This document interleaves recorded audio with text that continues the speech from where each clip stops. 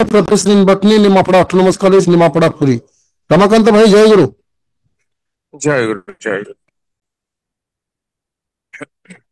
परम प्रेममय परम दयाल श्री श्री ठाकुर परमाराध्या जगत जननी श्री श्री बड़मा परम पूज्यपा जुगाचार्य श्री श्री बड़दा परम पूज्यपा श्री श्री आचार्य देवଙ୍କ पदप्रांतरे मोर अनंत कोटि प्रणाम निवेदन करे। आज रही पवित्र सत्संग उपस्थित वरेण्य संचालक महाशय अन्यान्य समस्त भूत पवित्र पाण्यधारी कर्मी वृंद भक्तिमती मातृमंडली श्रद्धेय गुरु भ्राता मंडली छोट छोट पिला मानक मोर आंतरिक जय गुरु निवेदन करे। आजिर विषय सदाचार मूल कथा। या पूर्व अनेक थर सदाचार टॉपिक आलोचना ହେଇଛି। विभिन्न भाव में शारीरिक सदाचार मानसिक सदाचार आध्यात्मिक सदाचार ता उपरे सेपरेट मध्य वीडियो सब रही किंतु तापर भी बारंबार की आलोचना ହେଲା ପରେ ମଧ୍ୟ आहुरी आलोचना करिवार आवश्यकता रही कारण जेते जानिले जेमती जानिबार अवसान नहीं। जेते शुणिले जेते करिले मध्य आहुरी करबाकू बाकी शुणिबाकू बाकी जीवन व्यापी हबाकू बाकी सेमती मूल पॉइंट गुड़ाक आमे माने आलोचना कले मध्य आहुरी ठाकुरंकर जो सब कथा गुड़ाक अच्छी सेही सब कथा गुड़ाक पालन करने को आमको निहाती आवश्यकता रही। तेणु बारंबार की गोटे टॉपिक को आम माने आलोचना करुचे। ए जो विषय रही सदाचार र मूल कथा अर्थात तार मूल विषय वस्तुटा कौन ठाकुर को प्रश्न करा ठाकुर सदाचार कौन एवं यह कहीं गुरुत्व स्वास्थ्य मोर व्यस्त है सुस्थ हवा पाई सुस्थ रहिबार आचरण होची सदाचार। तेणु सदाचार पालन कर सुस्थ रुह। जीवन धारणर दुईटी धारा अव्याहत चले गोटे है निरोधर धारा जहाँ को आमे कहू इम्यूनिटी कैपेसिटी बा रोग प्रतिरोधक शक्ति। आम मानकर शरीर रे अच्छी दुई प्रकार इम्यूनिटी गोटे है एक्वायर्ड इम्यूनिटी आउ गोटे है इनेट इम्यूनिटी। एक्वायर्ड इम्यूनिटी है अर्जित रोग प्रतिरोधक शक्ति।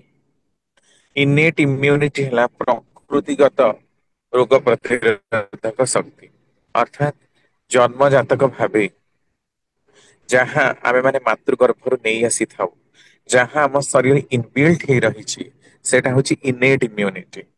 आउ कालक्रमे आमे माने विभिन्न औषध खाई विभिन्न पानीय विभिन्न खाद्य विभिन्न प्रकार परिस्थिति सहित उपयोजन बा एडाप्टेशन करी जो इम्यून सिस्टम को डेवलप करी था होची एक्वायर्ड इम्यूनिटी।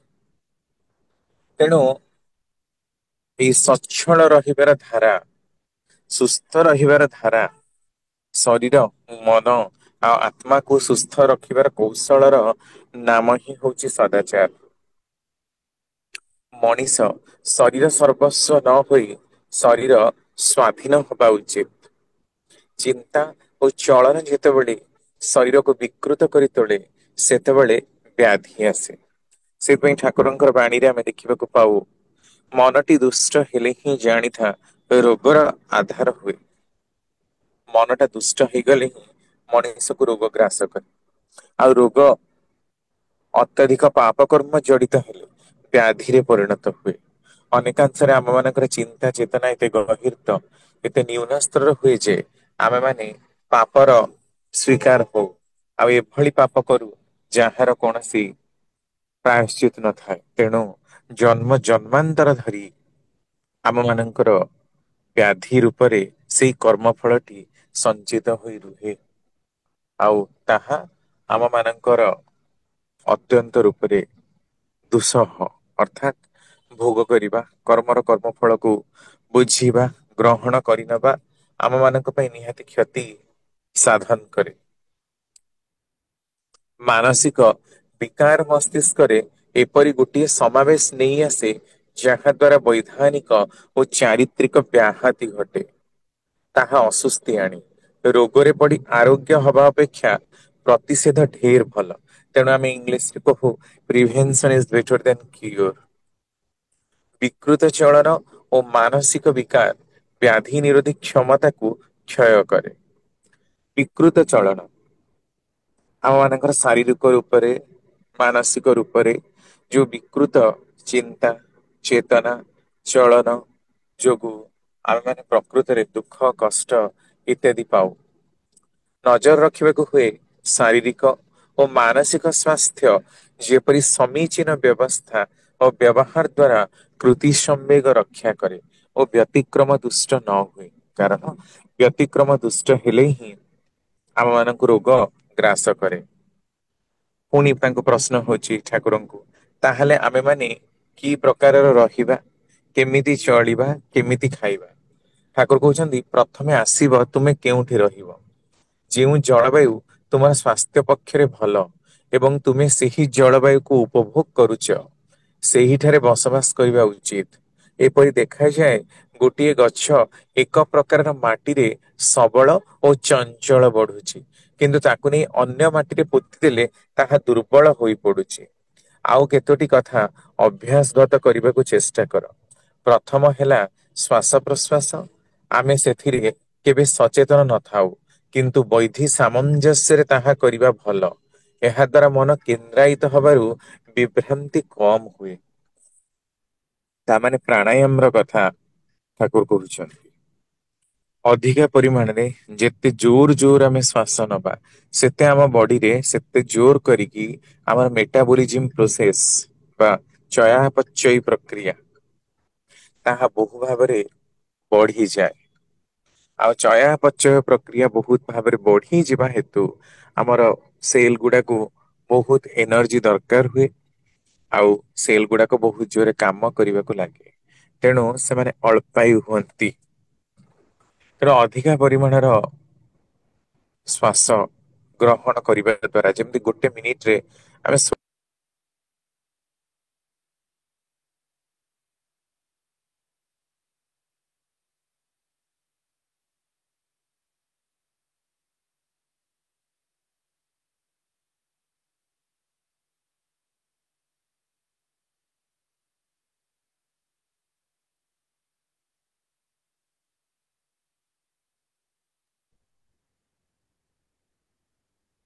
ଯେତେ କମିବ ମଣିଷ ସେତେ ଦୀର୍ଘାୟୁ ହବ। ସେଇଟା ହଉଛି ପ୍ରାଣାୟାମର ପ୍ରୋସେସ।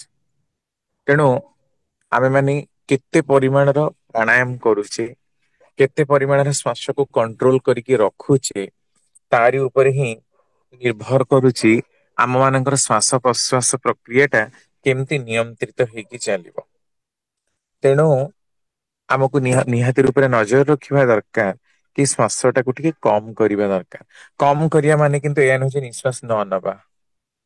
ଅନେକ ସମୟରେ ଦେଖାଯାଏ ଆମର ଦେହକୁ ଠିକ ରେ ନିଃଶ୍ଵାସ ପହଞ୍ଚୁ ନାହିଁ। ତେଣୁ ସେଇଟା ମଧ୍ୟ ବଡ ଅସୁବିଧା କରୁଛି, ନିଃଶ୍ଵାସ ପହଞ୍ଚୁନି। ଅନେକ ସମୟରେ ଘୁଙ୍ଗୁଡି କେତେ ଗୁଡେ ଲୋକ ଖୁବ ଜୋରରେ ମାରନ୍ତି। ସେଟା କଣ ପାଇଁ ମାନେ ହୁଏ ନା ଆମର ନାକ ଭିତରେ ଯୋଉ ସ୍ନାଇଡେରିଆନ ମେମ୍ବ୍ରେନ ବୋଲି ଗୋଟେ ଝିଲ୍ଲି ରହିଛି ସେଇଟା ମୋଟା ଯେତେ ହେଇଯିବ ସେତେ ସେ ବାଟକୁ ଅବରୁଦ୍ଧ କରିବ।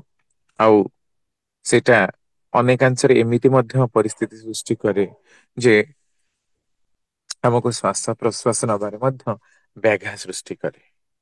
ତା ଯୋଗୁ ମଧ୍ୟ ଅନେକାଂଶରେ ଲୋକଙ୍କର ମୃତ୍ୟୁ ହବାର ଦେଖାଯାଏ। ତେଣୁ ଯାହା ଖାଦ୍ୟ ଖାଇବା ଅଳ୍ପ ଅଳ୍ପ କରି ଖାଇବା।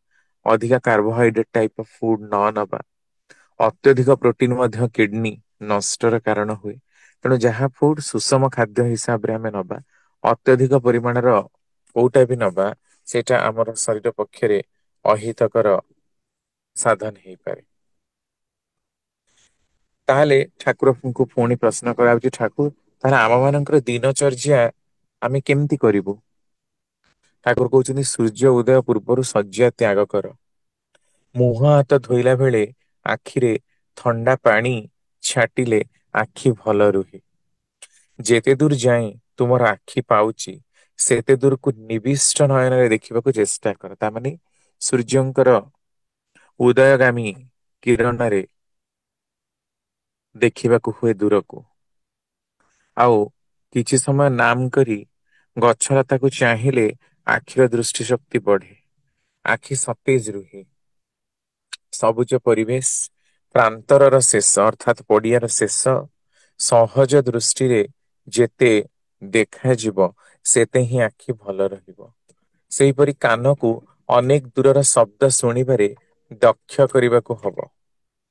ଏହା କ୍ରମେ କ୍ରମେ ହୋଇଥାଏ, ତେଣୁ ଏହାକୁ ଅଭ୍ୟାସ କଲେ କାଲ ହବାର ସମ୍ଭାବନା କମ୍ ହବ।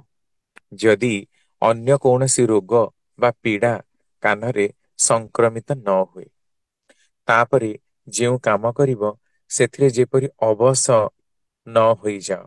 ଅଯଥା ଶରୀରକୁ କଷ୍ଟ ଦେବା ବା ନିର୍ଯାତନା ଦେବା ତାହା ସତ୍ତା ପୋଷଣୀ ନ ହୋଇଥିଲେ ଗୋଟିଏ ଉନ୍ନତି ପ୍ରହେଳିକାର ସୃଷ୍ଟି କରେ।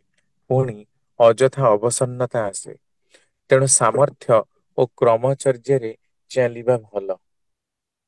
ତେଣୁ ଏଇଟାକୁ ମଧ୍ୟ ଟିକେ ଜୋର କରି ଦେଖିବାକୁ ହୁଏ। ସକାଳୁ ଉଠିକି ଏଇ ସବୁ ଯୋଉ ଏକ୍ସରସାଇଜ ଗୁଡାକୁ କରିବାକୁ ହୁଏ। ତାପରେ ପୁଣି ପ୍ରଶ୍ନ, ଠାକୁର ଲେଖା ପଢାରେ ବି କଣ ଦେଖିବାକୁ ହବ ସଦାଚାର? ଠାକୁର କହୁଛନ୍ତି କଣ ପଢିବି ଆଉ କେମିତି ପଢିବି? ଏମିତି ବହି ଲେଖ, ପଢ ଯାହା ତୁମର ଭାବ ସନ୍ଦୀପନା ଦେଇ ତୁମ ମସ୍ତିଷ୍କରେ ରେଖାପାତ କରେ। ଭ୍ରାନ୍ତି ଗୁଡିକୁ ନିରସନ କରେ, ତୁମକୁ ଜୀବନୀୟ କରେ। ସେହି ପ୍ରକାରର ପାଠ ପଢିବା ଉଚିତ। ପଢାରେ, ଲେଖାରେ, କଥାରେ ଯେଉଠାରେ ଯେପରି ପ୍ରୟୋଜନ ତାହାକୁ ବିହିତ ଭାବରେ ଅଭିବ୍ୟକ୍ତ କର। ତାହେଲେ ତୁମ କଥା ସୁନ୍ଦର, ପଢା ସୁନ୍ଦର ଆଉ ଲେଖା ସୁନ୍ଦର ହବ। ତେଣୁ ସେଇ ପ୍ରକାରର ଆର୍ଟିକିଲ ପଢ, ସେମିତି ବୁକ୍ ପଢ, ସେମିତି ରିସର୍ଚ୍ଚ ଆର୍ଟିକଲ ପଢ, ଯାହା ତୁମ ମୁଣ୍ଡର ପ୍ରସାରଣରେ ସାହାଯ୍ୟ କରେ। ଅନେକାଂଶରେ ଆମେ ତ ବହୁତ ପାଠ ପଢୁ, ବହୁତ ଲୋକ ବହୁତ ଡିଗ୍ରୀ ନିଅନ୍ତି, କିନ୍ତୁ ସେମାନେ ନେଗେଟିଭ ହେଇଯାଆନ୍ତି। ନକାରାତ୍ମକ ଉର୍ଜାରେ ତାଙ୍କର ମୁଣ୍ଡ ଭରି ହେଇଯାଏ। ନିଜେ ଏ ପ୍ରକାର ଯୁକ୍ତି ଉପସ୍ଥାପନା କରନ୍ତି ଯେମିତି ତା ନକାରାତ୍ମକ ବାର୍ତ୍ତାକୁ ବହନ କରେ। ତାହେଲେ ସେ ଶିକ୍ଷାଟା ଆଉ ଉନ୍ନତ ଶିକ୍ଷା ହେଲା ନାହିଁ। ଠିକ ସେଇ ପ୍ରକାରର ଅବସ୍ଥା ଆସି ପହଞ୍ଚେ। ତେଣୁ ଏମିତି ଲେଖିବା ଦରକାର, ମାନେ ଏମିତି କଥା ଅଭ୍ୟାସ କରିବା ଦରକାର, ଏମିତି କଥା ଭାବିବା ଦରକାର। ଆଜିକାଲି ତ ଲେଖା ପଢା କରିବାକୁ କାହାକୁ ସମୟ ହିଁ ନାହିଁ। ବହି ଲୋକ ପଢୁନାହାନ୍ତି। କେବଳ ମୋବାଇଲରେ ହିଁ ଆମର ବହୁତ ସମୟ ବିତି ଯାଉଛି। ବହି ତ ଛାଡନ୍ତୁ, ଆର୍ଟିକିଲ ଲେଖିବା ପାଇଁ, ନୂଆ ଗୋଟେ କିଛି କ୍ରିଏଟିଭ କରିବା ପାଇଁ, ଭାବିବା ପାଇଁ ଆମ ମାନଙ୍କର ଧୈର୍ଯ୍ୟ ଶକ୍ତି ନାହିଁ। ତେଣୁ ଆଜିକାଲି ଏଆଇ ର ଆବଶ୍ୟକତାରେ ଆମେ ଅନେକ ଦୂର ପ୍ରଭାବିତ ହେଇଛୁ। ସେଣ୍ଟେନ୍ସ ଚେଞ୍ଜ କରିବା ପାଇଁ ମଧ୍ୟ ଆଜି ଟୁଲ ଆସୁଛି, ସବୁ ଆସୁଛି। ତେଣୁ ମଣିଷ ନିଜେ ଆଉ କିଛି କରୁନି। ଲାଗୁଛି ଆଗକୁ ଏଆଇ ମଣିଷକୁ ଅକାମୀ କରି ହିଁ ଦବ। ଏଥିରେ ସଦାଚାର କେମିତି ଆସିବ? ସତର ତ ଚିନ୍ତା କରିବାର କ୍ଷମତା ଟାକୁ ବି ଆମେ ହରେଇ ପକଉଛୁ। କାରଣ ଆମେ ଯାନ୍ତ୍ରିକ ଯୁଗରେ ଯନ୍ତ୍ର ଉପରେ ଏତେ ଦୂର ଆସ୍ଥାଶୀଳ ଯେ ଆମ ମାନଙ୍କର କରିବାର କ୍ଷମତା ଟା ବି ଚାଲି ଯାଉଛି। ଆଉ ଗୋଟେ ପ୍ରଶ୍ନ ଠାକୁରଙ୍କୁ, ପ୍ରତ୍ୟହ ନିତ୍ୟ କର୍ମରେ କେଉଁ ଦିଗରେ ଦୃଷ୍ଟି ଦବା ଦରକାର? ଠାକୁର କହୁଛନ୍ତି ପାଇଖାନା ଗଲାବେଳେ ସୁସ୍ଥି ଓ ସ୍ଵସ୍ତି ଯେପରି ସମତା ରକ୍ଷା କରେ ତାହା ଦେଖ। ପାଇଖାନା ଗଲାବେଳେ ସୁସ୍ଥି ଓ ସ୍ଵସ୍ତି ଯେପରି ସମତା ରକ୍ଷା କରେ। କଣ ହୁଏ ନା ଆମେ ଦେଖୁ ସୁସ୍ଥ ସୁନ୍ଦର ଭାବରେ ରକ୍ଷା କରିବା କଣ ନା ସୁସ୍ଥତାକୁ, ସୁସ୍ଥି ଟାକୁ ରକ୍ଷା କରିବା। ପୁଣି ଦେଖିବାକୁ ମିଳେ ସ୍ଵସ୍ତି। ସ୍ଵସ୍ତି ଅର୍ଥାତ୍ ଆସ୍ୱସ୍ତି ହବା, ମଙ୍ଗଳକୁ ରକ୍ଷା କରିବା। ତେଣୁ ସୁସ୍ଥି ସ୍ଵସ୍ତି ଏଇଟା ପରସ୍ପରରେ ଯେମିତି ସମତା ରକ୍ଷା କରି ଇକୁଇଲିବ୍ରିୟମ ମେଣ୍ଟେନ କରେ। ପାଇଖାନାକୁ ପରିଷ୍କାର ରଖିବା ଉଚିତ। ବହୁ ଲୋକଙ୍କ ପାଇଁ ଗୋଟିଏ ବୋଲି ପାଇଖାନା ପରିଷ୍କୃତ ନ ରହିଲେ ରୋଗ ସଂକ୍ରମଣ। ପରିସ୍ରା ଗଲା ବେଳେ ଏଠି ସେଠି ଯାଅ ନାହିଁ। ବସିକରି ପରିସ୍ରା କରିବା ଭଲ। ପରିସ୍ରା ଗଲାବେଳେ ମାନସିକ ସନ୍ଦୀପନାକୁ ଅଯଥା ବୃଦ୍ଧି କରିବା ଉଚିତ ନୁହେଁ। ପରିସ୍ରା କରିବା ପରେ ପାଣି ନିଅ। ତୁମ ଶରୀର ଯେପରି ଚାହେଁ ସେହିପରି ଜଳରେ ସ୍ନାନ କର। ଗାଧୋଇବା ପୂର୍ବରୁ ଦେହରେ ଭଲ ରୂପେ ତେଲ ମାଲିସ କରିବା ହିଁ ଭଲ। ଗୋଟିଏ କଥାରେ କ୍ଲିନଲିନେସ ଇଜ ନେକ୍ସଟ ଟୁ ଗଡଲିନେସ। ଅର୍ଥାତ୍ ପରିଚ୍ଛନ୍ନତା ହିଁ ଈଶ୍ୱରୀୟ ଗୁଣ। ଏହାକୁ ରକ୍ଷା କରି ଚାଲ। ଦେଖନ୍ତୁ କେତେଗୁଡେ ଟିପ୍ସ ଦେଲେ, ପରିସ୍ରା ଗଲା ବେଳେ ଏଠି ସେଠି ଯାଅ ନାହିଁ। ଏଠି ସେଠି ମାନେ ଆପଣ ଦେଖନ୍ତୁ, ଯେମିତି ବହୁତ ଜାଗାରେ ବସଷ୍ଟାଣ୍ଡ ହେଲା ବା ବହୁତ ଜାଗାରେ ଗୋଟିଏ ଜାଗାରେ ଅନେକ ସାରା ଲୋକ ମାନେ ପରିସ୍ରା ବସନ୍ତି। ଏହାର ବହୁତ ମାନେ ଉଦାହରଣ ରହିଛି। ଧର ଯୋଉ ହଠାତ୍ କି ଗୋଟେ ଡାଇବେଟିକ ପେସେଣ୍ଟ ଆସି ସେଇଠି ପରିସ୍ରା କରି ଯାଇଛି, ତାପରେ ଆଉ ଜଣେ ଗଲା, ପାଣି ତ ପକେଇବାକୁ ନଥାଏ ବାହାରେ ବସନ୍ତି, ଆଉ ଜଣେ ଗଲା ସେଇଠି ପରିସ୍ରା ବସିଲା, ତାହେଲେ ତାକୁ ଡାଇବେଟିସ ସଂକ୍ରମଣ ହବାର ଚାନ୍ସ ରହିଛି। ସେମିତି ଆପଣ ଦେଖନ୍ତୁ କାହାକୁ ହୁଏତ ସେକ୍ସୁଆଲି ଟ୍ରାନ୍ସମିଟେଡ ଡିଜିଜ, ସିଫିଲ୍ସ, ଗନୋରିଆ ଭଳି ରୋଗ ହେଇଛି, ସେ ସେଇଠି ପରିସ୍ରା କଲା, ତ ତାର ପରିସ୍ରାରେ ସେ ବ୍ୟାକ୍ଟେରିଆ ଗୁଡାକ ଯାଇଛି, ସେଇଠି ଜଣେ ଯଦି କେହି ପରିସ୍ରା କରେ, ତାହେଲେ ତାକୁ ସେଇ ବ୍ୟାକ୍ଟେରିଆ ମାନଙ୍କର ଆକର୍ଷଣ ଧରିବ ଆଉ ସେଇ ରୋଗ ହବ। ତେଣୁ ଯତ୍ର ତତ୍ର ଯିବା ନିଷେଧ। ଭଲ ଜାଗାରେ ଯାଅ, ଯୋଉଠି ଯାଉଛ ପାଣି ଫ୍ଲସ କରିକି ଯାଅ, ଚାପି ଚାପିକି ଯାଅ, ଏକା ବେଳେ ଡାଇରେକ୍ଟଲି ପରିସ୍ରା ଯାଅ ନା, ତାହେଲେ ଡାଇରେକ୍ଟ ଟ୍ରାନ୍ସଫର ହବାର ସମ୍ଭାବନା ଟା ବହୁତ ବଢିଯାଏ। ଯଦି ଟ୍ରେନ ବା ଅଲଗା ମାନେ ସ୍ପେସିଆଲି ଟ୍ରେନରେ ଆମର ତ ବହୁତ ଯାତ୍ରା ହୁଏ ଦୂର ବାଟକୁ, ତେଣୁ ଯେତେବେଳେ ବି ଯିବେ ଡେଟଲ ସାଙ୍ଗରେ ନେଇକି ଯାଇଥିବେ। ପାଇଖାନାରେ ଏମିତି ତ ଟ୍ରେନରେ ଅପରିଷ୍କାର ବହୁତ କରନ୍ତି, ଯଦି ଏସି ଫେସି ବଗି ଥାଏ ତାହେଲେ ବହୁତ ଭଲ କଥା। ତ ସେଠି ଡେଟଲ ପକେଇକି ପ୍ରଥମେ ଯିବେ, ପାଣିରେ ଆଗ ଭଲକି ଧୋଇବେ, ତାପରେ ଡେଟଲ ପକେଇକି ତାପରେ କିଛି ସମୟ ପରେ ଯିବେ, ନହେଲେ ବହୁତ ସାରା ଲୋକ ତା ପୂର୍ବରୁ ଯାଇଥିବେ, ତ ସେଠି ସଂକ୍ରମଣ ହବାର ଚାନ୍ସ ଅଛି। କାରଣ ମଣିଷର ଗ୍ରହ ଦଶାର ବିପତ୍ତି ଥିଲା ବେଳେ କିଛି ନଥିଲେ ବି ତାକୁ କୋଉଠୁ ନା କୋଉଠୁ ରୋଗ ଗ୍ରାସ କରି ହିଁ ଯାଏ।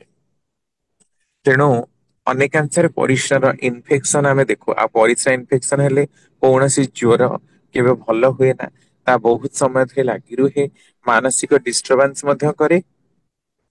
ଆଉ ସେଇଥିପାଇଁ କି ଆମକୁ ବିଶେଷ ଭାବରେ ଇଭିନ ଯଦି କି ଭଡା ବି ରହୁଛନ୍ତି, ଗୋଟେ ଜାଗାରେ ବହୁତ ସାରା ଲୋକ ଝାଡା ପରିସ୍ରା ଯାଉଛନ୍ତି, ସେଗୁଡାକୁ ମଧ୍ୟ ଟିକେ ଭଲରେ ଦେଖିକି ଯିବା ଦରକାର। ଆପଣ ମାନେ ଜାଣନ୍ତି କି ବର୍ତ୍ତମାନ ସମୟରେ କରୋନା ଭୂତାଣୁ ଯାଇଛି ସତ, କିନ୍ତୁ ମୁମ୍ବାଇ ର ଧାରାବି ବସ୍ତିରେ ସେ କି ପ୍ରକାରର ଅବସ୍ଥା କରିଥିଲା, ଯେ ଗୋଟିଏ ଲାଟିନରେ ଯେହେତୁ ବହୁତ ସାରା ଲୋକ ଯାଆନ୍ତି, ମୋର ଦାନ 50 ହଣ୍ଡ୍ରେଡ୍ସ ଅଫ ପିପଲ, ତେଣୁ କରୋନା ସେଠି ଛାଡି ନଥିଲା, ଦୀର୍ଘ 3 ବର୍ଷ ପରେ ହିଁ ତାହା ସଂକ୍ରମଣ ମୁକ୍ତ ହେଲା, ମାନେ କମ୍ପ୍ଲିଟଲି। ସେଇଥିରୁ ହିଁ କୋଭିଡ ସେମାନଙ୍କୁ ବହୁ ଭାବରେ ବ୍ୟାପ୍ତ ହେଇଥିଲା, କାରଣ ଗୋଟିଏ ଜାଗାକୁ ବହୁତ ସାରା ଲୋକ ଝାଡା ଯାଉଥିଲେ। ସ୍ଲମ ଏରିଆ ଗୁଡାକରେ ଆମେ ସେମିତି ଦେଖିବାକୁ ପାଉ। ତେଣୁ ଏଇଟା ହଉଛି ଗୋଟେ ବିଶେଷ ଗୁରୁତ୍ୱର ସହିତ ଧ୍ୟାନ ଦବାର ବିଷୟ। ଆମେ ରାସ୍ତାରେ ଘାଟରେ ଯୋଉଠି ପାରି ସେଠି ପରିସ୍ରା ଯିବା ପୂର୍ବରୁ ଟିକେ ସତର୍କ ହବା ଦରକାର, ନହେଲେ ତାର ଇନଫେକ୍ସନରେ ମଧ୍ୟ ରୋଗ ହେଲା, ଏବେ ଅଯଥା ଭାବରେ ଶରୀର ପୀଡା ପାଇଲା। ଏହା ଆମ ମାନଙ୍କର ମାନସିକ ଅସଦାଚାର ର ଗୋଟେ ସୂଚନା ଦେଲା। ତାପରେ ପୁଣି ଠାକୁର କହୁଛନ୍ତି ବସି ପରିସ୍ରା କରିବା ଭଲ, ଆପଣ ମାନେ ତ ସବୁ ଜାଣିଛନ୍ତି। ଆଗରୁ ଆମର ଯେତେ ସବୁ ଜେଜେବାପା, ତାଙ୍କ ବାପା ସବୁ ପୁରୁଣା ଲୋକମାନେ ଥିଲେ, ସେମାନେ ବସିକି ପରିସ୍ରା କରୁଥିଲେ। ଆଜି ଆମେ ଠିଆ ହେଇକି ପରିସ୍ରା କରୁଛୁ। ଆଉ ବସିକି ପରିସ୍ରା କରିବାର ଲୋକଙ୍କର ସଂଖ୍ୟା ଖୁବ ହିଁ କମ କହିଲେ ଚଳେ। ତ ବସିକି ପରିସ୍ରା କରିବାଟା ଭଲ, ଯୋଉଠି ଯେତେ ଦୂର ସମ୍ଭବ ସେଇ ଅନୁସାରେ ଦେଖି, କାରଣ ସେଥିରେ ଦେହରୁ ସବୁ ପରିସ୍ରା ଗୁଡାକ ବାହାରିଯାଏ। ଠିଆ ହେଇକି କଲେ କିଛି ପରିମାଣର ପରିସ୍ରା ରହିଯାଏ। ଆଉ ଦେହର ସବୁ ଯୋଉ ଧାତୁ ଅଂଶ, ଅର୍ଥାତ୍ ଯୋଉଟା ଆମ ମାନଙ୍କର ଦେହକୁ ରକ୍ଷା କରେ, ସେଇ ପାର୍ଟ ଗୁଡାକ ଦେହରୁ ଚାଲିଯାଏ। ତାପରେ ପୁଣି ଦେଖିବା ଦରକାର, ଠାକୁର କହୁଛନ୍ତି ପରିସ୍ରା କରିବା ପରେ ଶିଶ୍ନେନ୍ଦ୍ରିୟ ଧୌତି କର।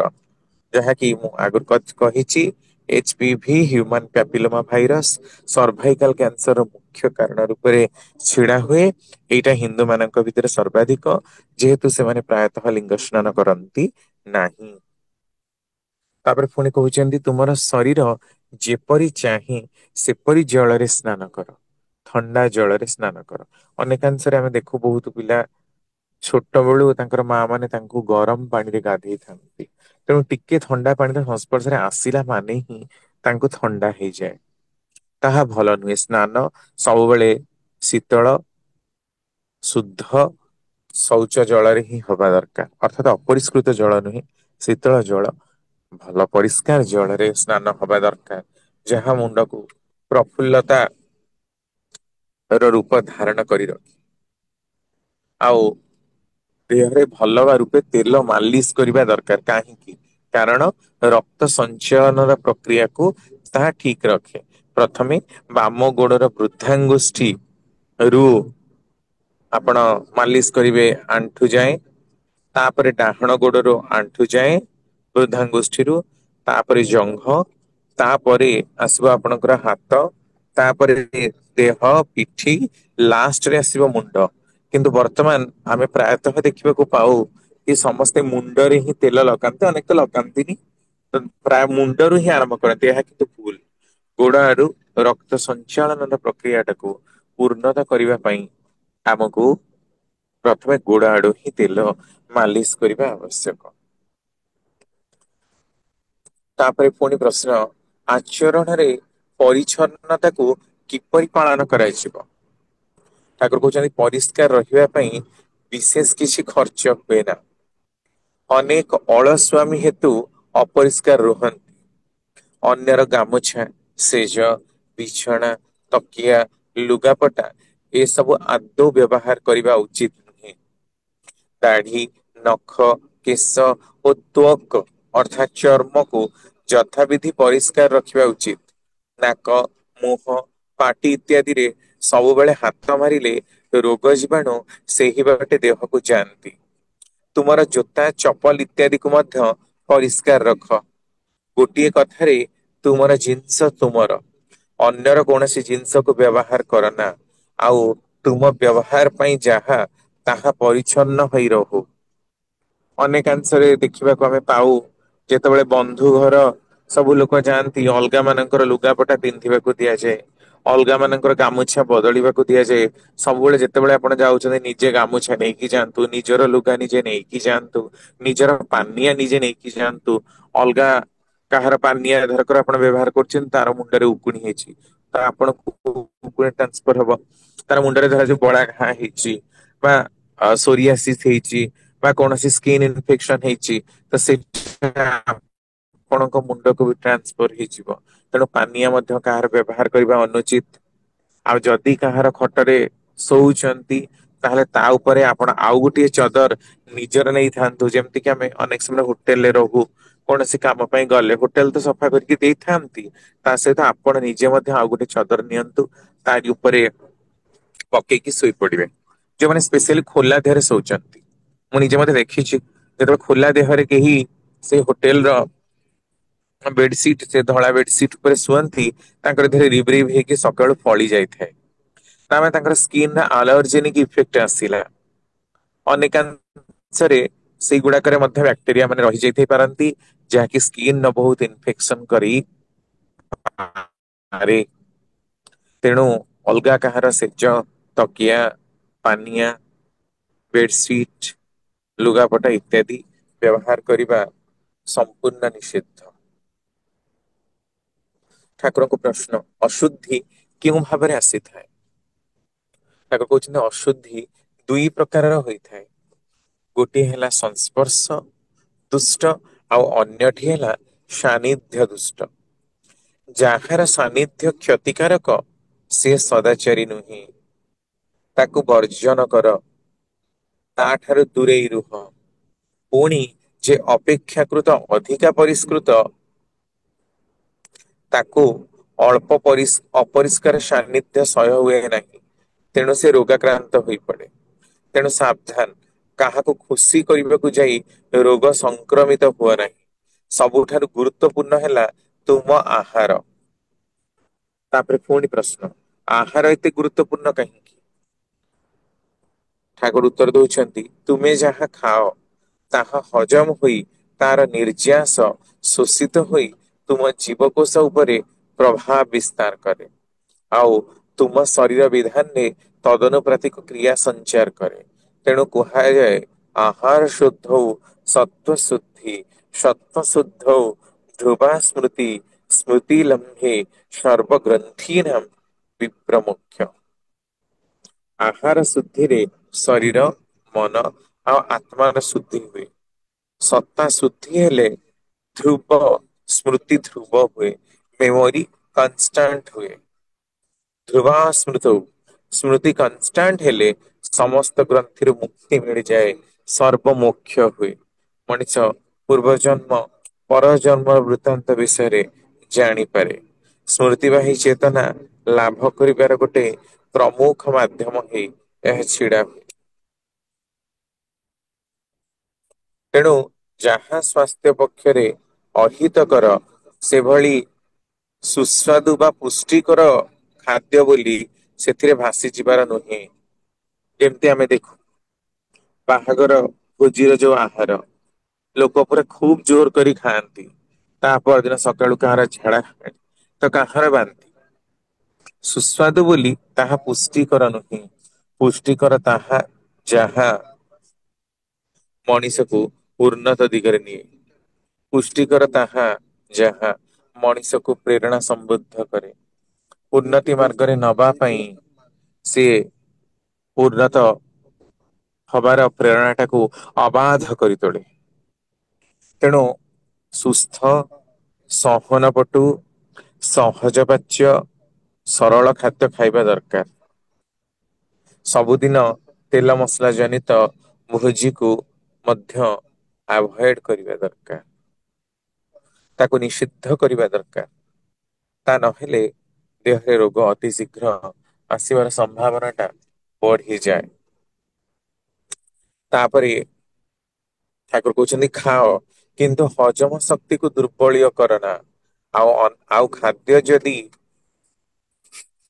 ଖାଦ୍ୟ ଯଦି ଜୀବନୀୟ ନ ହୁଏ ତାହା ସତ୍ତାର ସର୍ବନାଶ କରେ ଏହା ଜାଣନ୍ତି କାରଣ ଆହାରରୁ ହିଁ ରୋଗ ତେଣୁ ସତର ସର୍ବନାଶ କରିବ ହିଁ କରିବ ଅତ୍ୟଧିକ ଗହିର୍ତ ଖାଦ୍ୟ ତାପରେ ମତ୍ସ୍ୟ ମାଂସ ଅଣ୍ଡା ଇତ୍ୟାଦି ସ୍ୱାସ୍ଥ୍ୟ ପକ୍ଷେ ହିତକର କି ଠାକୁର କହୁଛନ୍ତି ମତ୍ସ୍ୟ ମାଂସ ଅଣ୍ଡା ପିଆଜ ରସୁଣ ଯାହା ପ୍ରୋଟିନ ସମ୍ବଳିତ ଏବଂ ପୁଷ୍ଟିକର ବୋଲି କୁହାଯାଏ ତାହା ଆମର ସ୍ନାୟୁ ସମୂହକୁ ଉତ୍ତେଜିତ କରେ ଜନନ ଯନ୍ତ୍ରରେ ଅସ୍ୱାଭାବିକ ଉତ୍ତେଜନା ସୃଷ୍ଟି କରେ ଓ ମଣିଷକୁ କାମ ବିଧୁର କରିଥାଏ ସ୍ୱାଭାବିକ କାରଣ ଏଗୁଡାକରେ ଅଧିକା ପ୍ରୋଟିନ ରହିଥିବା ହେତୁ ଅଧିକା ଏନର୍ଜି ପ୍ରଡ୍ୟୁସ ହଉଥିବା ହେତୁ ଏହା ଲିଙ୍ଗ ଜନିତ ବିକୃତି ସୃଷ୍ଟି କରେ ଜନନ ଯନ୍ତ୍ରରେ ଅସ୍ୱାଭାବିକ ଉତ୍ତେଜନା ସୃଷ୍ଟି କରୁଥିବାରୁ ମଣିଷ କାମ ବିଧୁର ହୁଏ ଯାହାକୁ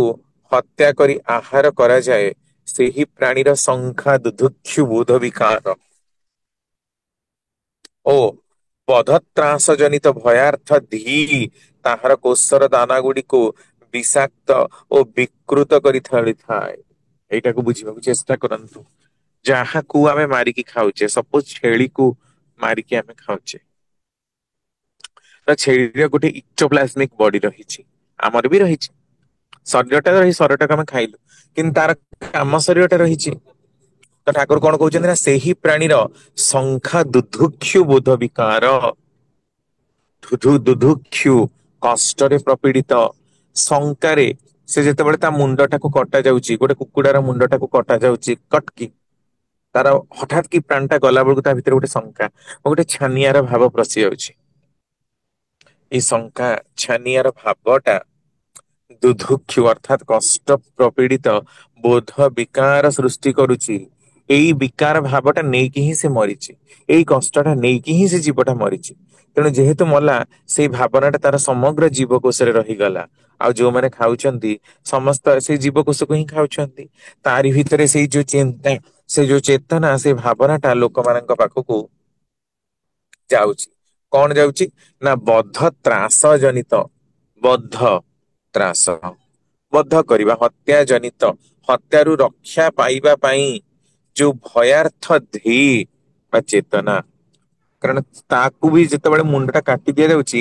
ତାରି ମୁଣ୍ଡରେ ବି ଛନକା ପଶି ଯାଉଛି ସିଏ ମଧ୍ୟ ଇଚ୍ଛା ପ୍ରକାଶ କରୁଛି କି ମତେ କେହି ବଞ୍ଚେଇ ଦିଅନ୍ତୁ ଏଇ ଭାବନାରେ ସେ ମରୁଛି ତ ଏଇ ଯୋଉ ଭାବନାଟା ତାର କୋଷର ଦାନା ଗୁଡାକୁ ବିଷାକ୍ତ ଓ ବିକୃତ କରି ତଳିଥାଏ ତେଣୁ ସେହି ଖାଦ୍ୟ ମଣିଷ ଶରୀରରେ ସଞ୍ଚାରିତ ହୋଇ ଅକାରଣ ତ୍ରାସର ଉଦ୍ଦୀପନା ହେତୁ ବିକୃତି ଆଣି ରୋଗ ଶୋକ ଦାରିଦ୍ର୍ୟ ଓ ବିପର୍ଯ୍ୟୟ ସୃଷ୍ଟି କରେ ମାଛ ମାଂସ ମାଦକ ଯାହା ଶସ୍ତାକୁ ସୁସ୍ଥ ରଖେନା ଓ ଆୟୁକୁ କମେଇ ଦିଏ ସେଥିରୁ ନିବୃତ ରହିବା ଭଲ।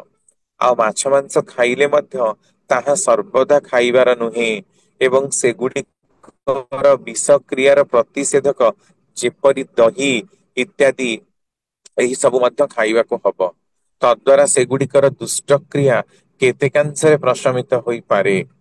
ତେଣୁ ଠାକୁରଙ୍କର ବାଣୀରେ ଆମେ ଦେଖିବାକୁ ପାଉ, ଖାଅନା ମାଦକ ପିଆଜ ରସୁଣ ମାଛ ମାଂସ ନାନାବିଧ, ସେଥିରେ ବିଧାନ ବିଷାକ୍ତ ହୁଏ ଅଯଥା ହୁଏ ଉତ୍ତେଜିତ।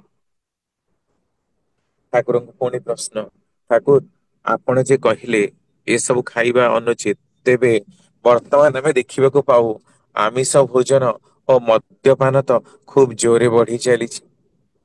ଠାକୁର କହୁଛନ୍ତି ସେଇଥିପାଇଁ ରୋଗ ବ୍ୟାଧି ଏତେ ଦ୍ରୁତ ଗତିରେ ବଢି ଚାଲିଛି ଯେ ଅବସାଦ ରୋଗ, ମଧୁମେହ ଓ ରକ୍ତଚାପ ଏବେ ଘରେ ଘରେ। ସେଇଥିପାଇଁ ହିଁ ତ ଘରେ ଘରେ ଆମେ ମାନେ ଡିପ୍ରେସନ, ଡାଇବେଟିସ ଆଉ ହାଇ ବ୍ଲଡ ପ୍ରେସର ଦେଖିବାକୁ ପାଉଛୁ। ଆତ୍ମହତ୍ୟାର ସଂଖ୍ୟା ମଧ୍ୟ ଯେପରି ବଢୁଛି ବୋଲି ଖବର କାଗଜରୁ କୁଆଡେ ଶୁଣିବାକୁ ପାଏ। ସେଥିପାଇଁ ଆମର ପୂର୍ବଜ ମାନେ ଖାଦ୍ୟକୁ ତିନି ଭାଗରେ ବିଭକ୍ତ କରିଛନ୍ତି।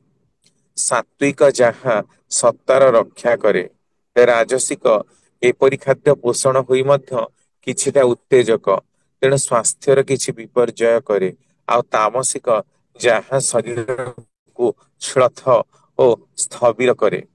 ଅବଶ୍ୟ ଔଷଧ ଭାବରେ ଆମିଷ ଖାଦ୍ୟ ଓ ମଦ୍ୟ ଦରକାର ପଡ଼ିଲେ ତାର ପ୍ରୟୋଜନ ଥାଇପାରେ। ଯେମିତି ଆପଣ ମାନେ ଜାଣନ୍ତି ଅନେକ ଔଷଧରେ କଡ ଲିଭର ତେଲ, ଆପଣ ଅନେକ ହୋମିଓପାଥିକ ଔଷଧରେ ପଶୁ ମାନଙ୍କର ବିଷ, ଯେମିତି କିି ଆପଣଙ୍କର ବିଛା, କଙ୍କଡା ବିଛା, ନୀଳ ବିଛା, ଏଇ ସମସ୍ତଙ୍କର ବିଷ ପଡେ। ଏମିତି ଷ୍ଟ୍ରିକନିନ କୋଚିଲା ଖାଇ ଗୋଟେ ଔଷଧ ରହିଛି ହୋମିଓପାଥିକରେ ନକ୍ସ ଭୂମିକା, ପୁରା ସମ୍ପୂର୍ଣ୍ଣ ବିଷାକ୍ତ ଫଳ, ଖାଇଲେ ମରିଯିବ। ସେଇଥିରୁ ହିଁ ସେଇ ଔଷଧ ଟା ତିଆରି ହୁଏ। ତ ସେଠି ବିଷ ଖାଇଲେ ମଧ୍ୟ ତାର ଫଳ ମଙ୍ଗଳ ହୁଏ, କାରଣ ବିଷ ଗୋଟେ ଲିମିଟେଡ ଆମାଉଣ୍ଟରେ ଗୋଟେ ଲିମିଟେଡ ରୋଗ କାଟିବା ପାଇଁ ଆମ ମାନଙ୍କୁ ଦିଆଯାଇଛି। ଠିକ ସେଇଭଳି ଅବସ୍ଥା ହୁଏ। କିନ୍ତୁ ଅଯଥା ଭାବରେ ଯେତେବେଳେ ଆବଶ୍ୟକତା ନାହିଁ, ଆମେ ସେତେବେଳେ ଯଦି ଏଇ ଖାଦ୍ୟ ସବୁ ଗ୍ରହଣ କରୁ, ତାହେଲେ ତାହା ବୈଧାନିକ ବିକୃତି ବା ବିଷକ୍ରିୟା ସୃଷ୍ଟି କରିବାର ପ୍ରମୁଖ ରୂପ ଧାରଣ କରେ। ତାପରେ ଠାକୁରଙ୍କୁ ପୁଣି ପ୍ରଶ୍ନ, ଯେ ମଦ୍ୟପାନ ଓ ମାଦକ ଆସକ୍ତି କିପରି ଆୟତ୍ତାଧୀନ କରାଯିବ? ଠାକୁର କହୁଛନ୍ତି ଅନେକ ମଦ ଖାଆନ୍ତି ଜୀବନର ଜ୍ୱାଳା ଯନ୍ତ୍ରଣା ପାଇଁ, ଜୀବନ ଜ୍ୱାଳା ଯନ୍ତ୍ରଣା ଭୁଲିବା ପାଇଁ। କିନ୍ତୁ ମଦ୍ୟର ସାମୟିକ ଉତ୍ତେଜନା ପରେ ଆସେ ଘୋର ଅବସାଦ। ସେହି ଅବସାଦ କଟେଇବା ପାଇଁ ପୁଣି ମଦ ଦରକାର।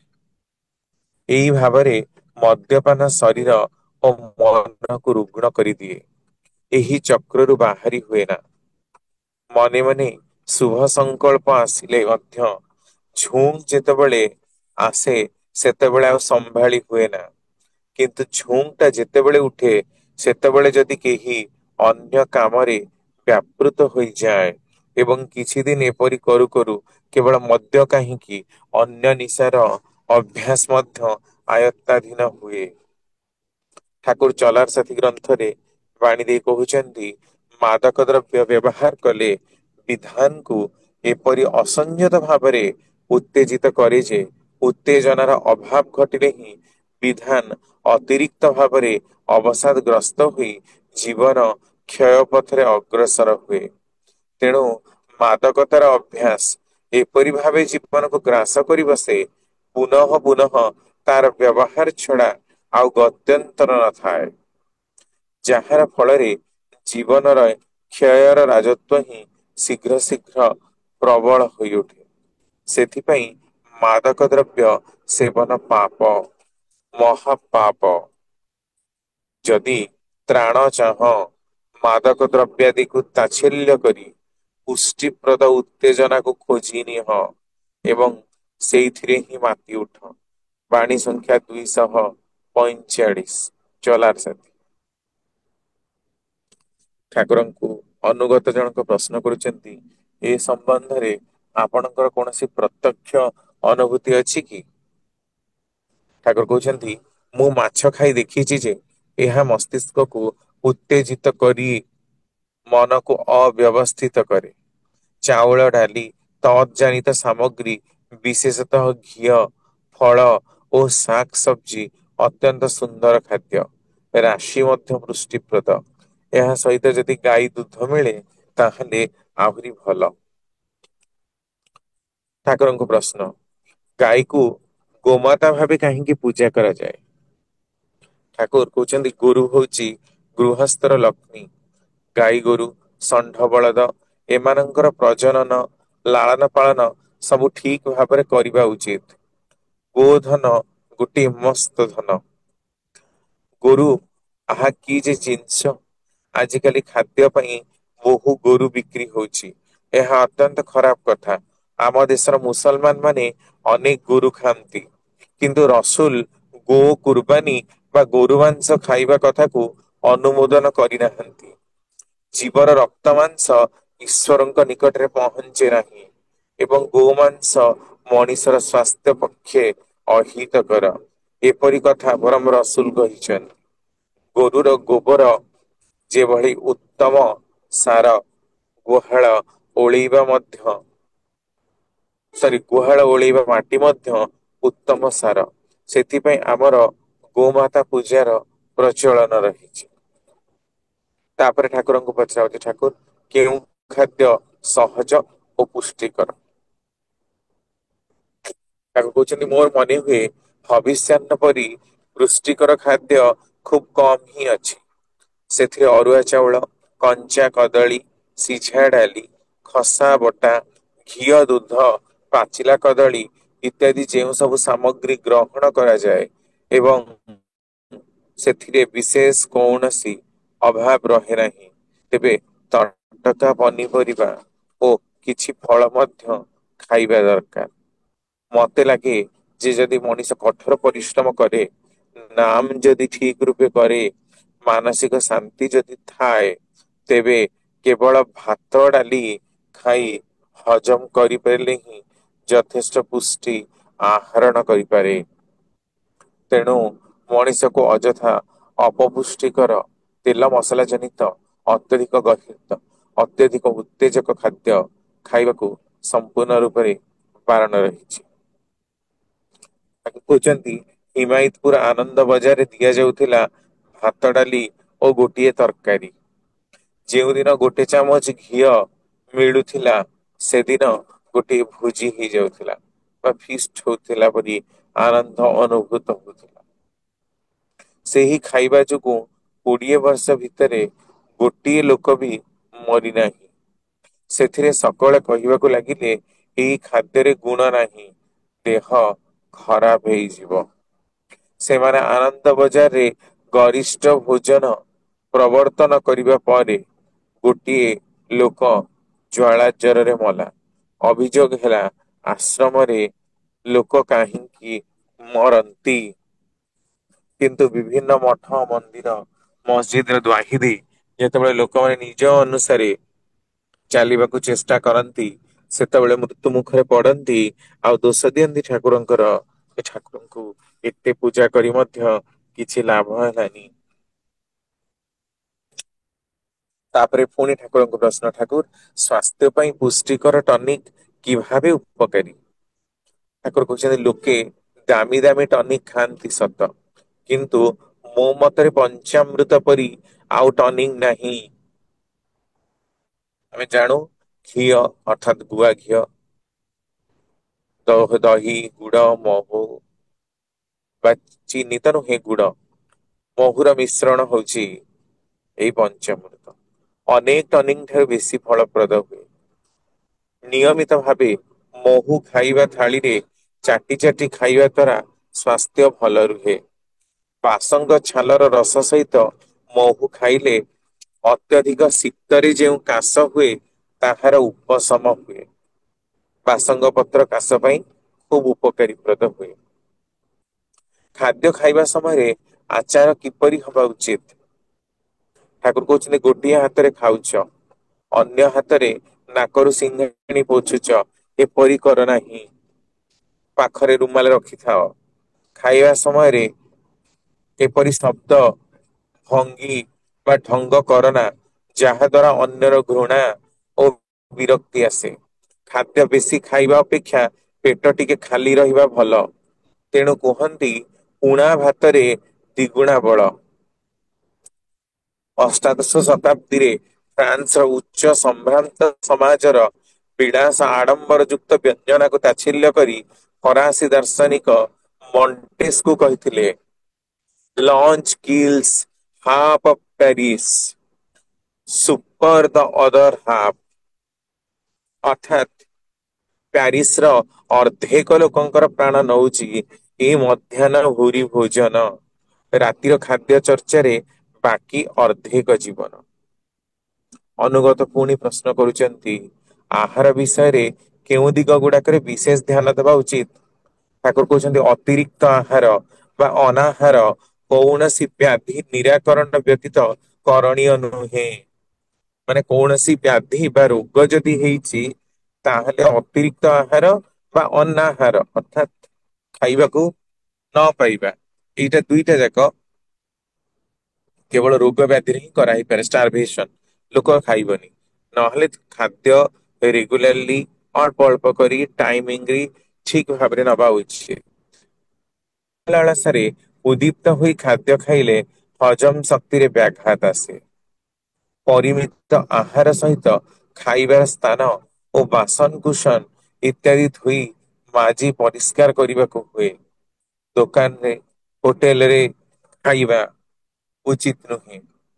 ହୋଟେଲରେ ଗୋଟିଏ ଜାଗାରେ ବହୁତ ପ୍ଲେଟ ଧୁଆ ହୁଏ। ପରିବେଷଣ ସ୍ଥାନ ଯେତେ ହୋଇଥାଏ, ରନ୍ଧନଶାଳା ସେହିପରି ହୋଇନଥାଏ। ତେଣୁ ସେଇ ଗୋଟିଏ ଜାଗାରେ ହିଁ ସବୁ ପ୍ରକାରର ଆଇଟମ ର ଭୋଜି କରିବାକୁ ଲୋକ ଭଲ ପାଆନ୍ତି। ଆଉ ଅନେକାଂଶରେ ଖାଦ୍ୟ ଗୁଡାକ ଆମର ଏଇ ବହୁତ ଜଣ କର୍ମୀ ଅଛନ୍ତି ତାଙ୍କୁ ଦେଖିବାକୁ ମିଳେ ତାଙ୍କର ଘରେ ଏଇ ପ୍ରକାର ଖାଦ୍ୟପେୟ ହଉ, ଏଇ ପ୍ରକାରର ବିବାହର କଥା ହଉ, ସଦାଚାର ର କଥା ହଉ, ଏ ସବୁ କଥା କେହି ଉପସ୍ଥାପନା କରନ୍ତି। ତାପରେ ପୁଣି ପ୍ରଶ୍ନ,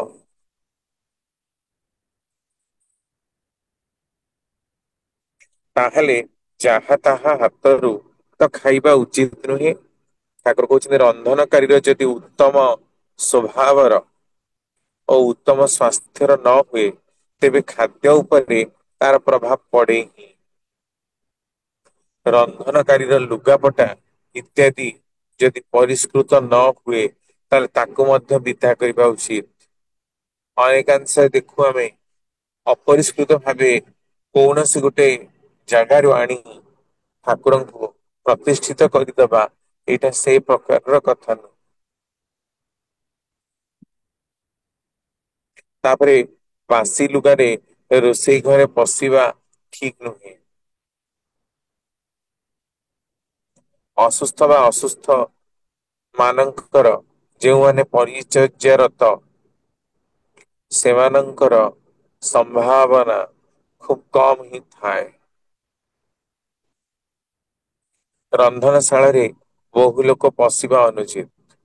ସେହିପରି ନାକରେ ଉର୍ଦ୍ଧାରେ ଗୁହ୍ୟା ଦେଶରେ ହାତ ଧୋଇ ଓ ହାତ ପରିବେଷଣ ନ କରି ବା ଉଚିତ। ଯଦି ଚିହ୍ନନି କି ଜାଣନି ତା ହାତରୁ ଖାଦ୍ୟ ଖାଇବାର ଆବଶ୍ୟକତା ନାହିଁ। ତେଣୁ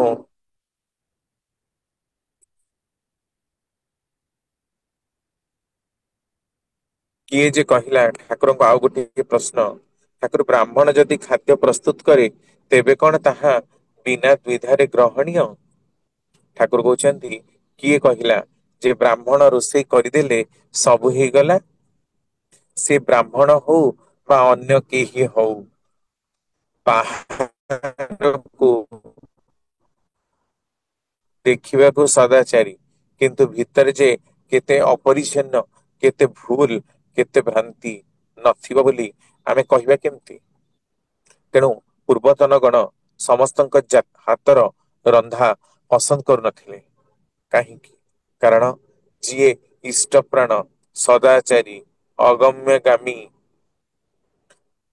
କରେନା, ଅକୃତଘ୍ନ, ଅପକର୍ମମାନ, ଅଖାଦ୍ୟ ଭୋଜି, ତା ହାତରୁ ନ ଖାଇବା ହିଁ ଭଲ। ସମ୍ବିତ ବହିର 1 ନମ୍ବର ବାଣୀରେ ଠାକୁର এই ବାଣୀଟିକୁ କ୍ଲିୟରଲି ପ୍ରଦାନ କରିଛନ୍ତି। ଯତ୍ର ତତ୍ର ଖାଇବା ଭଲ ନୁହେଁ, ଯୋଉଠୁ ଆସିପାରି ଖାଇବା ଅନୁଚିତ, ଏଇ ପ୍ରକାରର କଥା। ତେଣୁ ଆମକୁ ବିଶେଷ ଭାବରେ ଟିକେ ଧ୍ୟାନ ଦେବାକୁ ପଡିବ। ତାପରେ ପୁଣି ପ୍ରଶ୍ନ, ଓଡିଶାର ପଖାଳରେ ବହୁତ ପ୍ରଚଳନ। ଓଡିଶାରେ ପଖାଳ ଘରେ ଘରେ, ପ୍ରତି ଜାଗାରେ, ସବୁଠି ପାଇ ହିଁ ଯିବ। ଏଇ ପଖାଳ ଭିତରେ ଯଥେଷ୍ଟ ପରିମାଣର ଭିଟାମିନ୍ ବି ଥାଏ। ତାହା ସ୍ୱାସ୍ଥ୍ୟ ପକ୍ଷରେ ବହୁ ଉପକାରୀ। ପଖାଳ ଭାତ, କଞ୍ଚା କଦଳୀ ଭଜା, ଦହି ନଚେତ୍ କିଛି ନଥିଲେ ପଖାଳ ଭାତ ଓ କଞ୍ଚା ଲୁଣ ଲଙ୍କା ପର୍ଯ୍ୟନ୍ତ ଖାଇଦବା ଭଲ। ମାଟି ହାଣ୍ଡିରେ ଭାତ ରଖି ସେଠାରୁ 1 ଇଞ୍ଚ ବାନ୍ଧି ଦେବାକୁ ହୁଏ। 7-8 ଏଇ ପ୍ରକାର ପକେଇ ଦବାକୁ ହୁଏ ପ୍ରିୟ ପରମଙ୍କୁ। ଆପଣ ଏଇ କଥା ଅନୁମାନ କରିପାରୁଥିବେ ଯେ ଇଏ କି ଧରଣର ଜଣେ ବ୍ୟକ୍ତିତ୍ବ, ଯାହାଙ୍କ ଆଶ୍ରମରେ ଲୋକ କଳି ବି ଲାଗନ୍ତି, ତାଙ୍କର ବିରୁଦ୍ଧରେ ଡିପ୍ଲୋମାଟିକ ଷ୍ଟେଟମେଣ୍ଟ ଦିଅନ୍ତି, ଯାହାଠୁ ଯାହା ପାଉଛନ୍ତି ଲୋକମାନେ ତା ପ୍ରତି ନିନ୍ଦା କରନ୍ତି, ଉଚ୍ଚାଟନ କରନ୍ତି। ଏଇ ପ୍ରକାରର ଅବସ୍ଥା ତାଙ୍କ ମାନଙ୍କର ସବୁବେଳେ ଲାଗିଥାଏ। ତାପରେ କୁହାଯାଏ ଆଘ୍ରାଣେ ଅର୍ଦ୍ଧଭୋଜନମ୍, ଘ୍ରାଣ କରିଦେଲେ ହିଁ ଅର୍ଦ୍ଧ ଭୋଜନ ସରିଗଲା। ଠାକୁର କହୁଛନ୍ତି ପ୍ରାଣ ଯେ ଖାଦ୍ୟର ଫୁଳ ବା ସୁଫଳ ମିଳେ, ଏହା କାଳ୍ପନିକ ବୋଲି ମନେ ହୁଏ ନା।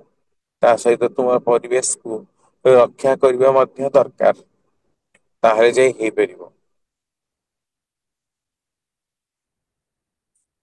ତାପରେ ପୁଣି ପ୍ରଶ୍ନ, ଆମେ କାହିଁକି ରୋଗାକ୍ରାନ୍ତ ହଉ?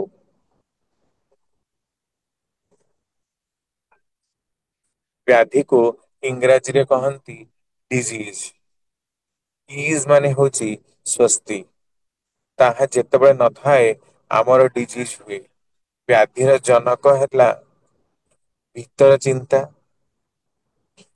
ଆଉ ତାର ଜନନୀ ଅର୍ଥାତ ମା ହେଲା ସେହି ଚିନ୍ତାକୁ ଚିନ୍ତା ପରିପୋଷଣ କରୁଥିବା ବିନା ପରିସ୍ଥିତିକୁ ଏହାର ବନ ଭିତର ଦେଇ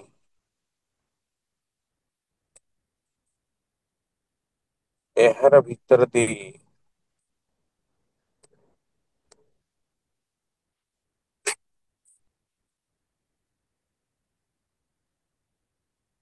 ଠିକ କରି ତୋଳିବାକୁ ହୁଏ। ଯେତେ ଦୂର ଆମେ ଏଇ କଥା ଗୁଡାକୁ ଠିକ କରିବା, ତାହେଲେ ଆମର ସଦାଚାର ଚଳଣି ଟାକୁ କଣ୍ଟାଏ କଣ୍ଟାଏ ମାନି ଚଳିବାର ଭାବଟା ଆସିବ। ଆଉ ଯେତେ ପରିମାଣରେ ଆମେ ମାନି ଚାଲିବାକୁ ଚେଷ୍ଟା କରିବା, ସେତେ ପରିମାଣରେ ଆପଣ ଦେଖିବେ ସଦାଚାର ଟାକୁ ଠିକ ରେ ମାନିବାର ଗୋଟେ ଆଗ୍ରହ ଆସିବ। ପୁଣି ଠାକୁରଙ୍କର ଚଲାର ସାଥିରେ ବାଣୀ ଆମେ ଦେଖିବାକୁ ପାଉ, ରୋଗଗ୍ରସ୍ତ ଯେତେବେଳେ ତୁମେ, ଜନ ସଂସର୍ଗରୁ ସେତେ ଦୂର ସମ୍ଭବ ଦୂରରେ ରୁହ। ନଜର ରଖ ତୁମଠାରୁ ଯେପରି କେହି ସଂକ୍ରମିତ ନ ହୁଏ। ଯେଉଁମାନେ ତୁମର ସେବା ଶୁଶ୍ରୁତାରେ ନିରତ ଅଛନ୍ତି, ସେମାନେ ଯେଭଳି ଶୁଦ୍ଧ ଓ ପରିଚ୍ଛନ୍ନ ନ ହୋଇ ଜନ ସଂସର୍ଗରେ ନ ଯାଆନ୍ତି। ଏବଂ ଶୋଇବା, ବସିବା, ଆଳାପ ଇତ୍ୟାଦିରେ ମଧ୍ୟ ଖୁବ୍ ସାବଧାନ ଥିବ। ଯେପରି ଏହା ଦ୍ଵାରା ତୁମର ରୋଗ ଅନ୍ୟଠାରେ ସଂକ୍ରମିତ ନ ହୁଏ। ତୁମର ଏହି ରୋଗଗ୍ରସ୍ତ ଅବସ୍ଥା କଟିଗଲେ ମଧ୍ୟ ପୁନରାୟ ଆକ୍ରାନ୍ତ ହବାର ସମ୍ଭାବନା ଖୁବ କମ ହିଁ ରହିବ। ଠାକୁରଙ୍କୁ ଗୋଟିଏ ପ୍ରଶ୍ନ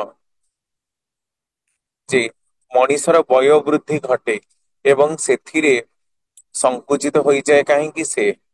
ଠାକୁର କହୁଛନ୍ତି ବାର୍ଦ୍ଧକ୍ୟକୁ ସ୍ଵୀକାର କର ନା। ତୁମେ ଯଦି ଭାବିବ ଯେ ମୁଁ ବୁଢା ହୋଇଗଲି, ତେବେ ତୁମେ ସଂକୁଚିତ ହବ, କ୍ଷୀଣତର ହବ, ବୟସ ବଢୁ ବଢୁ ତୁମେ ସେ ସବୁକୁ ଭାବିବାକୁ ଯିବ କାହିଁକି? ସ୍ଫୂର୍ତ୍ତି ନେଇ ଚାଲ, ସାର୍ଥକତାର ଅନୁଚଳନକୁ ସାଙ୍ଗରେ ନେଇ ଚାଲ। ବାର୍ଦ୍ଧକ୍ୟ ମାନେ ନିଷ୍କ୍ରିୟ ହବା ନୁହେଁ। ଠାକୁରଙ୍କୁ ପୁଣି ପ୍ରଶ୍ନ, ଠାକୁର ବାର୍ଦ୍ଧକ୍ୟକୁ କଣ ରୋକି ହବ କି? ଠାକୁର କହୁଛନ୍ତି ବୁଦ୍ଧ ପ୍ରୟାସରେ ଆମର ଜନନ ସ୍ନାୟୁ ଓ ଜନନ ପଦ୍ଧତିକୁ ନର୍ଚର ବା ପୋଷଣ ଦିଆଯାଏ ନାହିଁ, ଅଦରକାରୀ ବୋଲି ମନେ କରେ ଏବଂ ଏହା ଜୀବନକୁ ଶ୍ରଦ୍ଧ ଓ ଶିଥିଳ କରି ତୋଳେ। ଜେନେଟିକ ସିଷ୍ଟମ ଜନତ ଜନ ନ ବିଜ୍ଞାନ ବା ବିଧାନ ଯେତେ ଷ୍ଟ୍ରଙ୍ଗ ହୁଏ ଯୌବନ ମଧ୍ୟ କେତେ ଆସେ, ମଣିଷ ତାଜା ରହେ। ତାମାନେ ଆମମାନଙ୍କୁ କେତେ ସତର୍କ ହେଇ ଚାଲିବାକୁ ପଡିବ, କେତେ ଟ୍ରିଟମେଣ୍ଟ କହିବାକୁ ପଡିବ, ତା ନହେଲେ ଏ କଥାର ଉପସ୍ଥାପନା ଗୁଡିକ ମାର୍ମିକ ଭାବେ ଆମେ ବୁଝିବା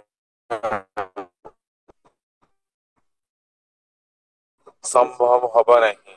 ଅଶୋକ ଗଛକୁ ପୂଜା କରୁଛୁ, ବରଞ୍ଚ ଗଛକୁ ପୂଜା କରୁଛୁ, କିନ୍ତୁ ପ୍ରକୃତରେ ଆମେ ସେଇ ଗଛ ଗୁଡାକୁ ଦେଖିବାକୁ ଚାହୁଁନୁ, ଯୋଉମାନେ ଏଠି ଫ୍ରିକୁଏଣ୍ଟଲି ଦେଖା ଯାଆନ୍ତି ନାହିଁ, ନିୟମର ବ୍ୟତିକ୍ରମ କରନ୍ତି।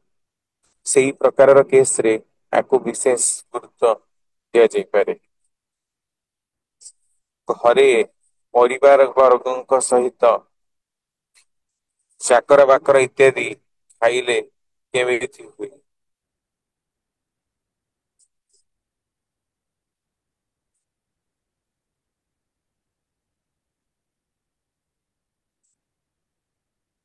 ନାଇଁ ଅଛି। ଆଲୋଚନା ତ ଆହୁରି ଅନେକ ରହିଛି। କଣ ଖାଇଲେ କଣ ରୋଗ ଭଲ ହେଇଯାଏ ଆଲୋଚନା ପ୍ରସଙ୍ଗ ନବମ ଖଣ୍ଡ। ଦୀପ ରଖିଲେ ଠାକୁର କହୁଛନ୍ତି ଓଦା ପାଦରେ ଖାଇବା ଓ ଶୁଖିଲା ପାଦରେ ଶୋଇବା। ଓଦା ପାଦରେ ଖାଇଲେ ଉପର ପଟର ରକ୍ତ ସଞ୍ଚାଳନ ବଢେ, ହଜମରେ ସାହାଯ୍ୟ କରେ, ଆଉ ଶୁଖିଲା ପାଦରେ ଶୋଇଲେ ମୁଣ୍ଡରେ ରକ୍ତ ସଞ୍ଚାଳନ କମେ, ସେଥିରେ ନିଦ ଭଲ ହୁଏ।